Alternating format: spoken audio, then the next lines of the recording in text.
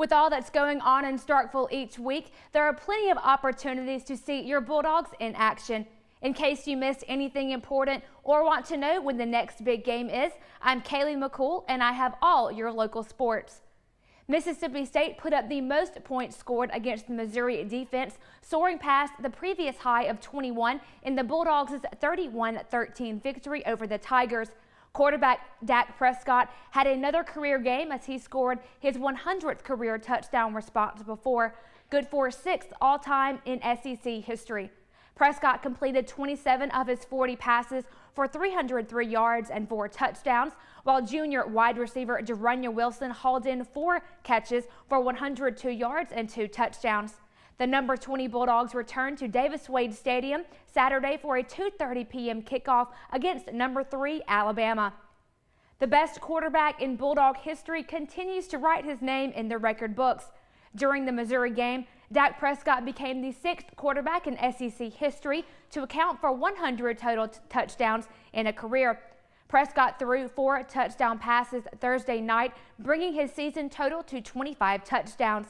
He has exactly 100 career touchdowns and has a chance to surpass Peyton Manning and Chris Leak, both with 101 career touchdowns. In this week's game against Alabama, Prescott is looking to stay hot against the number 2 team in the country and has accounted for 14 touchdowns in the last 3 games. The Bulldogs found their rhythm early in the game Friday night as they blew past Fort Valley State in commanding fashion to post a 95-56 victory in exhibition play. MSU had 6 players to score at double digits. Junior guard I.J. Reddy led all scorers with 17 points, while Quindary Weatherspoon was not far behind with 15 points. Senior Gavin Ware scored 12 points and Fred Thomas had 11.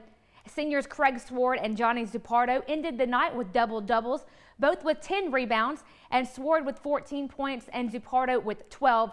The regular season begins Friday at 8 p.m. as the Bulldogs take on Eastern Washington. November means the college football regular season is almost complete, and Mississippi State is in the hunt for a premier bowl berth again this season. The Bulldogs are 7-2 this season and riding a 4-game win streak. But their toughest test comes to Starkville this Saturday as the Bulldogs host Alabama. The Crimson Tide are coming off a huge win against LSU and are ranked in the top 4 in all major polls. The winner of this game will have a significant edge in winning the SEC West and ultimately a chance at a playoff berth. MSU and Alabama will kick off at 2:30 p.m. this Saturday on CBS.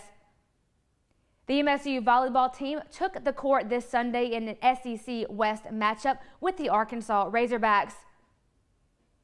The Bulldogs hosted the Razorbacks this Sunday and took a tough defeat in 3 straight sets. MSU struggled early and lost the first 2 sets in quick fashion. The Dogs were not going to lay down, however, and battled back in the 3rd set to force extra points before falling 29-27 in the final set.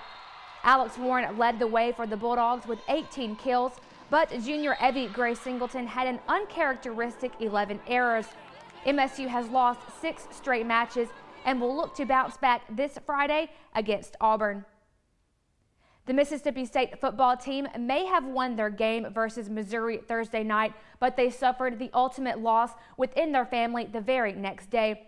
Freshman defensive end Keith Joseph Jr. died in a car accident Friday night, along with his father, Keith Joseph Sr. The two were traveling to attend a football game at Pascagoula High School, where they both played. Keith Jr. was also following in his father's footsteps at MSU, where his father played linebacker 25 years ago. Keith Jr. signed with the Bulldogs last February and was redshirting as a true freshman in 2015.